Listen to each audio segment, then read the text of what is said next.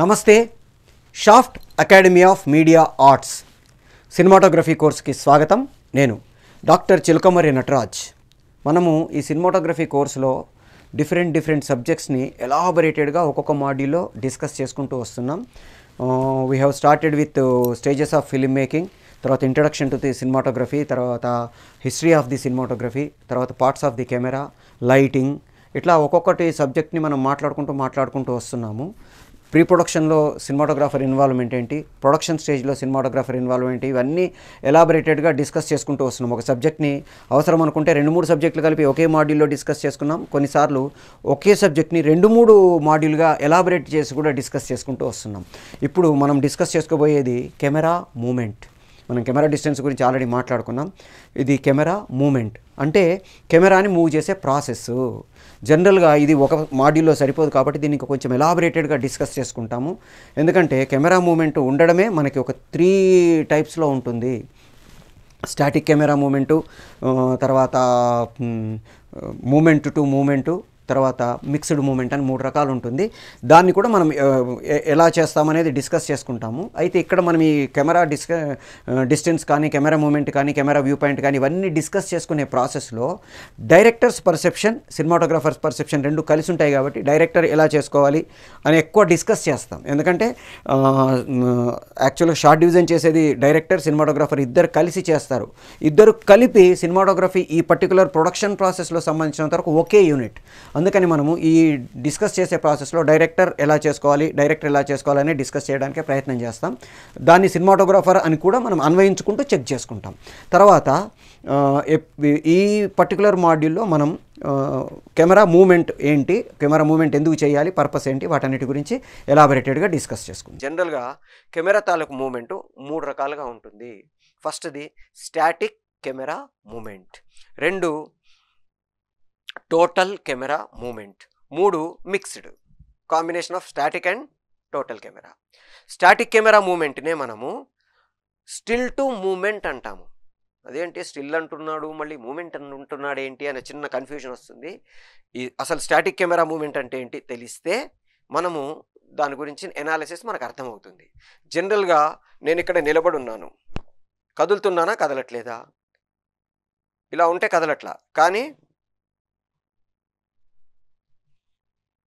ఇప్పుడు కదిలాను కానీ కదల్లా. నేను ఉన్న చోటు నుంచి కదలకుండా నా తలను మాత్రమే కదిలిస్తున్నాను. దీన్ని మనం స్టాటిక్ కెమెరా మూమెంట్ లేదా స్టిల్ టు మూమెంట్ అంటాము. అంటే ఒక కెమెరాని ఒక ట్రైప్యాడ్ మీద కానీ లేకపోతే ఒక బేస్ మీద కానీ ఫిక్స్ చేసుకొని కెమెరా ఉన్న ప్లేస్లోనే ఫిక్స్ చేసి కదిలించకుండా హెడ్ ఆఫ్ ది కెమెరా అంటే లెన్సు, ఆ ప్రాసెస్ ఏదైతే ఉందో, మనం షూట్ చేసే క్యాప్చర్ చేసే ఎలిమెంట్ ఏదైతే ఉందో దాన్ని మనం మూవ్ చేస్తే దాన్ని స్టాటిక్ కెమెరా మూమెంట్ అంటాము. అంటే నిశ్చలంగా కదలకుండా అక్కడ ఉంచి దాన్ని మనం మూవ్ చేస్తున్నాము. దీంట్లో మనకి పాన్, టిల్ట్, డయాగ్నల్ 3 రకాల మూమెంట్స్ ఉంటాయి.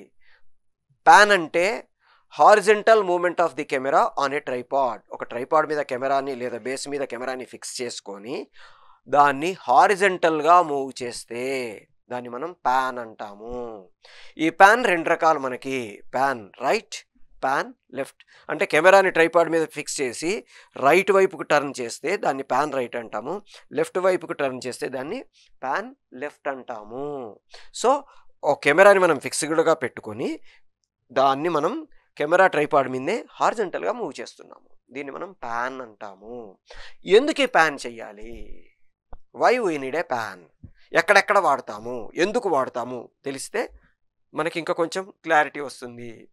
టు యాడ్ ది బ్యాక్గ్రౌండ్ అంటే నేను ఇక్కడ ఉన్నాను, ఈ బ్యాక్గ్రౌండ్ని పక్కనేముంది, దాని పక్కనేముంది, టోటల్ బ్యాక్గ్రౌండ్ని యాడ్ చేసుకుంటూ వెళ్ళడానికి నేను పాన్ వాడతాను. రైట్ సైడ్ ప్యాన్ చేస్తే రైట్ సైడ్ ఉండే బ్యాక్గ్రౌండ్ యాడ్ అవుతుంది, లెఫ్ట్ సైడ్ ప్యాన్ చేస్తే లెఫ్ట్ సైడ్ ఉండే బ్యాక్గ్రౌండ్ యాడ్ అవుతుంది.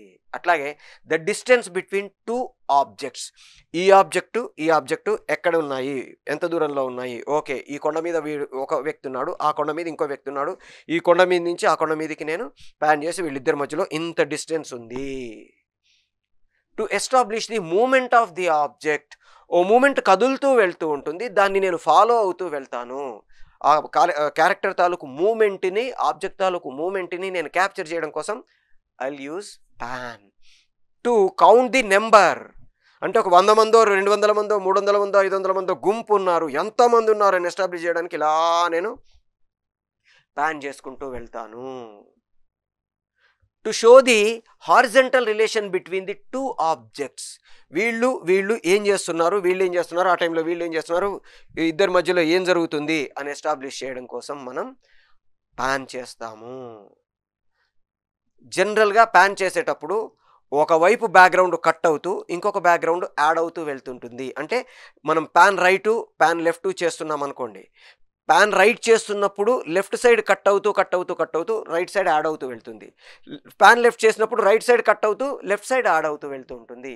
ఇలా మనం ప్యాన్ చేసే ప్రాసెస్లో మనం బ్యాక్గ్రౌండ్ని యాడ్ చేయడమా, కౌంట్ చూపించడమా, డిస్టెన్స్ చూపించడమా, మూమెంట్ని ఎస్టాబ్లిష్ చేయడమా, వీటన్నిటిని మనం క్యాప్చర్ చేస్తూ మనము హెడ్ ఆఫ్ ది కెమెరాని హారిజంటల్గా మూవ్ చేస్తాము. దీన్ని మనం ప్యాన్ అంటున్నాము.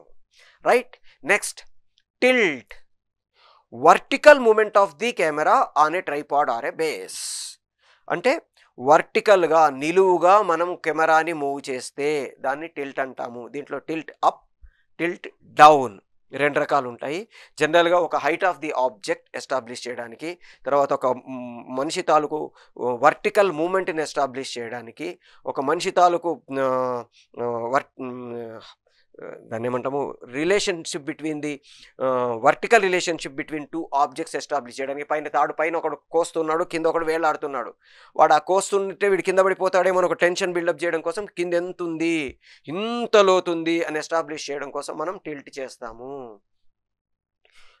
సో ఒక బిల్డింగ్, పెద్ద బిల్డింగ్ అని ఎస్టాబ్లిష్ చేయాలి, ఎన్ని అంతస్తులు ఉంది అని ఎస్టాబ్లిష్ చేయాలనుకోండి, కింది నుంచి అలా మనము అంతస్తులన్నీ క్యాలిక్యులేట్ చేస్తూ కౌంట్ చేస్తూ మనము టిల్ట్ చేసామనుకోండి, టిల్ట్ అప్, మనకి ఒక అమ్మో ఇంత హైట్ ఉంది అని ఒక ఫీలింగ్ని మనం ప్రేక్షకులకు క్రియేట్ చేసిన వాళ్ళం అవుతాం.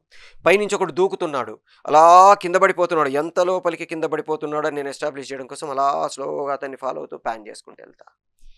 అమ్మా ఇంత హైట్ నుంచి కింద పడిపోయాడు, ఇంకా వీడు బతకడం ఒక ఫీలింగ్ని మనం ప్రేక్షకులకి క్రియేట్ చేస్తున్నాము. సో దీన్ని మనం టిల్ట్ అంటున్నాము. డయాగ్నల్ మూమెంట్ అంటే ప్యాను టిల్టు కలిపి చేస్తే దాన్ని మనం డయాగ్నల్ మూమెంట్ అంటాము. అంటే ఇప్పుడు ఉదాహరణకి ప్యాన్ రైట్ చేస్తున్నాను, టిల్ట్ అప్ చేస్తున్నాను, రెండు ఒకేసారి చేస్తే డయాగ్నల్గా మూమెంట్ వస్తుంది. జనరల్గా ఇవన్నీ కూడా మోస్ట్లీ 90% ఈ డయాగ్నల్ మూమెంట్ని మూమెంట్ ఆఫ్ ది ఆబ్జెక్ట్ని క్యాప్చర్ చేయడానికి ట్రై చేస్తాము. ఇప్పుడు ఉదాహరణకి క్రికెట్ ఆడుతున్నారు, బ్యాట్స్మెన్ కొట్టాడు, ఆ బాల్ ఎప్పుడు కూడా మోస్ట్లీ 99% డయాగ్నల్గానే మూవ్ అవుతుంది. ఆ డయాగ్నల్గా నేను మూవ్ చేసుకుంటూ వెళ్ళడాన్ని మనం డయాగ్నల్ మూమెంట్ అంటాము. ఇది జనరల్గా 4 రకాలుగా ఉంటుంది. ప్యాను టిల్టు 2 రకాలే, కానీ డయాగ్నల్ మూమెంట్ అనేది 4 రకాలుగా ఉంటుంది. Diagonal right up, diagonal left up, diagonal right down, diagonal left down, 4 రకాలుగా ఉంటుంది. అంటే ఇలా తీసుకెళ్తాము, ఇలా తీసుకెళ్తాము, ఇలా తీసుకెళ్తాము, ఇలా తీసుకెళ్తాము. సో ఈ 4 రకాలుగా మనం డయాగ్నల్ మూమెంట్ని చేసుకుంటాము. సో ఒక ఆబ్జెక్ట్ని మనం క్యాప్చర్ చేయాలనుకున్నప్పుడు, ఒక పర్టికులర్ పొజిషన్లో నుంచే క్యాప్చర్ చేయాలనుకున్నప్పుడు మనం స్టాటిక్ కెమెరా మూమెంట్ని వాడతాము. సెకండ్ది టోటల్ కెమెరా మూమెంట్, అంటే మొత్తం కెమెరాని మనం మూవ్ చేస్తాము. ఇది చాలా ఉంటాయి దీంట్లో. మనకి టోటల్ కెమెరా మూమెంట్లో చాలా రకాలుగా మనం ఈ టోటల్ కెమెరా మూమెంట్ని వాడతాము. ఒక్కొక్కటి మనం అనుకుంటూ వెళ్దాం. ఫస్ట్ది ట్రాక్ అండ్ ట్రాలీ. ఒక ట్రాక్ వేసుకుంటాము, దాని మీద ఒక ట్రాలీ ఫిక్స్ చేసుకొని దాని మీద కెమెరాని పెట్టుకొని మనం ఆ ట్రాలీని మూవ్ చేస్తూ కెమెరాని ఆపరేట్ చేసుకుంటాము. అది రకరకాలుగా వాడతాము. స్ట్రైట్ ట్రాలీ అంటాము, trolley in trolley out use చేయడం కోసం. తర్వాత క్రాస్ ట్రాలీ అంటాము, తర్వాత డయాగ్నల్ ట్రాలీ అంటాము, రౌండ్ ట్రాలీ అంటాము, క్రాస్ ట్రాలీ అంటాము. ఇట్లా రకరకాలుగా ట్రాలీని యూస్ చేసుకుంటాము. ఒక ఆబ్జెక్ట్ని మనం ఎస్టాబ్లిష్ చేయాలనుకున్నప్పుడు దాన్ని మూవ్ చేస్తూ, అంటే ఆ క్యారెక్టర్ దగ్గరికి కెమెరాని మూవ్ చేస్తూ, లేదా క్యారెక్టర్ నుంచి దూరంగా మూవ్ చేస్తూ, లేదా క్యారెక్టర్కి అడ్డంగా మూవ్ చేస్తూ, క్యారెక్టర్ని క్రాస్ చేస్తూ, క్యారెక్టర్ చుట్టూ తిరుగుతూ మనం చెయ్యడం వల్ల ప్రేక్షకుడిలో ఆ మూమెంట్ తను చేస్తూ చూస్తున్న ఫీలింగ్ కలుగుతుంది. ఒకచోట పర్టికులర్గా స్టాటిక్గా ఉండే ప్రేక్షకుడు ట్రాలీ ముందుకొస్తుంటే తను ఆ ట్రాలీతో పాటు ముందుకొస్తూ ఆ ఆబ్జెక్ట్ దగ్గరికి వచ్చిన ఫీలింగ్ని మైండ్లో ఆ ఇల్యూజన్ని పొందుతాడు. దానివల్ల అతనిలో ఆ కనెక్టివిటీ, ఆ ఎమోషనల్ ఏదైతే రిలేషన్షిప్ ఉందో టువర్డ్స్ ది ఆబ్జెక్ట్ ఎక్కువ అవుతుంది. దానివల్ల అతడు ఆ ఎమోషనల్గా ఇన్వాల్వ్మెంట్ ఎక్కువయ్యే అవకాశం ఉంటుంది. అందుకని మనము ఈ ట్రాక్ అండ్ ట్రాలీని వాడతాము. ఈ ట్రాక్ అండ్ ట్రాలీలో మనకి ట్రాలీ ఇన్, ట్రాలీ అవుట్. అంటే ట్రాలీ ఇన్ అంటే ఒక ఆబ్జెక్ట్ దగ్గరికి ఇంకో ఆబ్జెక్ట్, సబ్జెక్టివ్ ఆబ్జెక్ట్ కావచ్చు లేదా ప్రేక్షకుడు కావచ్చు, దగ్గరికి వస్తున్నట్టు చూపించాలనుకున్నప్పుడు ట్రాలీ ఇన్ అంటాము. ఇతని నుంచి విడిపోతున్నట్టు చూపించాలంటే ట్రాలీ అవుట్ అంటాము. జనరల్గా ఇద్దరు విడిపోతున్నారు, టాటా బై చెప్పుకుంటున్నారు, అక్కడ ఒక క్యారెక్టర్ ఇక్కడ ఒక క్యారెక్టర్ పెడతాము, ఒక క్యారెక్టర్ ప్లేస్లో కెమెరా పెడతాము, ఇలా కెమెరాని వెనక్కి తీసుకెళ్తూ ఉంటే ఈ క్యారెక్టర్ టాటా చెప్తుంటే ఈ క్యారెక్టర్ దూరంగా వెళ్ళిపోతున్నదన్న ఒక ఫీలింగు ప్రేక్షకుడికి వస్తుంది. అట్లాగే అక్కడ ఒక క్యారెక్టర్ ఉంది, ఈ క్యారెక్టర్ పరిగెత్తుకుంటూ వచ్చి కౌగిలించుకున్నాడని ఎస్టాబ్లిష్ చేయాలి. ఒక ట్రాలీని తీసుకొని ఇలా దగ్గరకు వచ్చి టపక్కుమని కౌగిలించుకున్నాడు అని ఎస్టాబ్లిష్ చేసామనుకోండి, ఈ క్యారెక్టర్ తాలూకు ఏదైతే వస్తుందో, కౌగిలించుకోవడానికి వస్తున్నాడో లేదా వస్తుందో, ఈ క్యారెక్టర్ తాలూకు ఎమోషన్ తోటి ప్రేక్షకుడు క్యారీ ఫార్వర్డ్ అయ్యి మన దగ్గరికి వస్తాడు. ఆ క్యారెక్టర్తో తాదాత్మ్యత అంటాము, అంటే ఇన్వాల్వ్ అవుతాడు. దీన్ని మనం ట్రాలీ రకరకాలుగా వాడుకుంటాం. రౌండ్ ట్రాలీ వేస్తాము అంటే మళ్ళీ రౌండ్ ట్రాలీలో కూడా ఇన్సైడ్ ది ట్రాలీ ఆబ్జెక్ట్ ఉంటుంది. కొన్నిసార్లు ట్రాలీ మీద కెమెరా ఉంటుంది, కొన్నిసార్లు లోపల కెమెరా ఉంటుంది. ట్రాలీ మీద ఆబ్జెక్ట్ని పెడతాము. ఇట్లా round trolley in, round trolley out అంటాము. తర్వాత సెమీ కర్వ్డ్ ట్రాలీ వాడతాము. తర్వాత క్రాస్ ట్రాలీ వాడతాము. అంటే ఇద్దరు ఆబ్జెక్టులు ఉన్నారు, ఇద్దరు మాట్లాడుకుంటున్నారు, ఇక్కడి నుంచి ఇలా క్రాస్గా ఒక ట్రాలీ వేస్తాము. ఇది ఇక్కడి నుంచి ఇలా వెళ్తూ ఇక్కడ ఇలా ఉన్నప్పుడు ఇక్కడ దాకా అంటే కెమెరా మూవ్ అవుతూ ఇక్కడ దాకా వచ్చేదాకా ఈ ఆబ్జెక్ట్ పక్క నుంచి సజెషన్లో ఈ ఆబ్జెక్ట్ తాలూకు అంటే ముందున్న ఆబ్జెక్ట్ తాలూకు ఎమోషన్స్ని మనం క్యాప్చర్ చేస్తాము. అది దాటి వెళ్ళే టైంకి ఇలా దాన్ని టర్న్ చేసుకొని వెనక్కి వెళ్ళే ప్రాసెస్లో ఈ ఆపోజిట్లో ఉండే క్యారెక్టర్ తాలూకు ఎక్స్ప్రెషన్స్ని మనం క్యాప్చర్ చేసుకోవడానికి ట్రై చేస్తాం. అంటే ఒకే టైంలో రెండు క్యారెక్టర్స్వి సైమల్టేనియస్గా మనం షూట్ చేద్దాం అనుకున్నప్పుడు విల్ యూజ్ క్రాస్ ట్రాలీ. అట్లాగే ఒక ఆబ్జెక్ట్ అక్కడ ఉన్నాడు, అతని ముందు నుంచి ఎవరో పాస్ అవుతూ అతన్ని చూసుకుంటూ వెళ్తున్నారు అని ఎస్టాబ్లిష్ చేయాలంటే మనం ఒక అడ్డంగా ఇలా ఇలా ఆబ్జెక్ట్ ఉంటే ఇలా ట్రాక్ వేసుకొని దీని మీద ట్రాలీని మూవ్ చేస్తాము. తర్వాత ఈ కెమెరా మూవ్ అవుతుంది, దీంతో పాటు డయాగ్నల్ మన ప్యారలల్గా ఈ ప్యారలల్ ట్రాలీ అంటాము. ఆబ్జెక్ట్ మూవ్ అవుతుంటుంది, ఆబ్జెక్ట్తో పాటు ట్రాలీ మీద కెమెరా కూడా మూవ్ అవుతూ ఉంటుంది. కొన్నిసార్లు ఆపోజిట్ ట్రాలీ అంటాము, అంటే కెమెరా ఒకవైపు వెళ్తుంది, ఆబ్జెక్ట్ ఇంకోవైపు వెళ్తూ ఉంటుంది. ఇట్లా రకరకాలుగా మనం ట్రాలీని వేసుకొని ట్రాక్ వేసుకొని దాని మీద ట్రాలీ యూజ్ చేసుకొని మనం వాడుకోవడానికి ట్రై చేస్తాము. ఇవన్నీ ప్రాక్టికల్గా చేస్తూ ఉంటే ప్రతిదీ మీరు ట్రాక్ వేసుకోకర్లా కెమెరా పట్టుకొని మీరు ఒక సెల్ ఫోన్ తీసుకోండి, పక్కన ఒక ఆబ్జెక్ట్ని పెట్టుకోండి. ఈ ట్రాక్ తాలూకు ఎఫెక్ట్ ఎట్లాగైతే మనకు అది కెమెరా పెద్ద కెమెరా కాబట్టి అది మూవ్ కావాలంటే ఇబ్బంది కాబట్టి ఇవన్నీ షోల్డర్లో చేయొచ్చు, కానీ యాక్యురసీ ఉండదు, ఆ స్మూత్నెస్ ఉండదు, జర్క్ లేకుండా ఉండదు. అందుకని మంచి స్మూత్గా మనకి ఒక ట్రాక్ వేయాలంటే దాదాపు ఒక 45 to 1 hour తీసుకుంటారు. మొత్తం ట్రాక్ వేసి దాని కింద చెక్కలు కొట్టి దాని మీద ఒకసారి చెక్ చేసుకొని ఆ మూమెంట్ని చెక్ చేసుకొని ట్రాలీ మీద పెట్టి కెమెరా పెట్టి కెమెరా తాలూకు మూమెంట్ని చెక్ చేసుకొని ఇంత ఎందుకు చేస్తారంటే స్మూత్గా చాలా జాగ్రత్తగా ఇంచ్ కూడా జర్క్ రాకుండా పర్ఫెక్ట్గా ఉండడం కోసం ప్లాన్ చేసుకుంటారు. అదే మనం చేత్తో కూడా చెయ్యొచ్చు. చేత్తో చేస్తే వచ్చే ఇబ్బందులు ఏంటి అనేది మనం అదొక టాపిక్. అంటే షోల్డర్ మీద కెమెరా చేయడం ఫ్రీ హ్యాండ్ కెమెరా అంటాం, అది కూడా చేస్తాం, కానీ అది న్యాచురల్గా మనం ఇంట్లో పరిగెత్తినట్టు ఉంటుంది తప్ప స్మూత్గా రాదు. అందుకని ట్రాక్ అండ్ ట్రాలీ వాడతాము. ఇది మీరు మామూలుగా ఒక సెల్ ఫోన్ పెట్టుకొని పక్కన ఒక ఆబ్జెక్ట్ని పెట్టుకొని మూవ్ చేసి ఇలా డయాగ్నల్గా మూవ్ చేసి క్రాస్ మూవ్ చేసి సెమీ కర్వ్ చేసి ఫుల్ టర్మ్ చేసి మీరు ఒకసారి చెక్ చేసుకొని చూసుకోండి దాని తాలూకు ఇంపాక్ట్ ఎలా ఉంటుంది. ఒక ఆబ్జెక్ట్ ఎలా కనబడుతుంది, ఇలా దగ్గరికి వస్తూ ఉంటే ఆబ్జెక్ట్ ఎలా కనబడుతుంది, దూరం వెళ్తుంటే ఆబ్జెక్ట్ ఎలా కనబడుతుంది. ఎప్పుడైనా గుర్తుపెట్టుకోండి, ఒక ట్రాక్ అండ్ ట్రాలీ వేసుకొని చేస్తున్నప్పుడు the distance between the camera and the object మారిపోతుంది. మారిపోయే ప్రాసెస్లో ఇప్పుడు ఉదాహరణకి ఇంత దూరంలో ఉన్నప్పుడు లాంగ్ షాట్ అయితే ఇలా దగ్గరకు వస్తుంది అనుకోండి, అది క్లోజ్ గ్రూప్కి వెళ్ళిపోతుంది. లాంగ్ షాట్ కాస్త మిడ్ లాంగ్ అవుతుంది, మిడ్ షాట్ అవుతుంది, మిడ్ క్లోజ్ అవుతుంది, క్లోజ్ అవుతుంది. వెనక్కి వెళ్తున్నప్పుడు క్లోజ్ నుంచి మనము లాంగ్కి వెళ్తాము. అయితే జాగ్రత్తలు తీసుకోవాలి, ఎందుకంటే మనకి centre point of the camera distance మారుతున్న కొద్దీ మారిపోయే అవకాశాలు ఉంటాయి.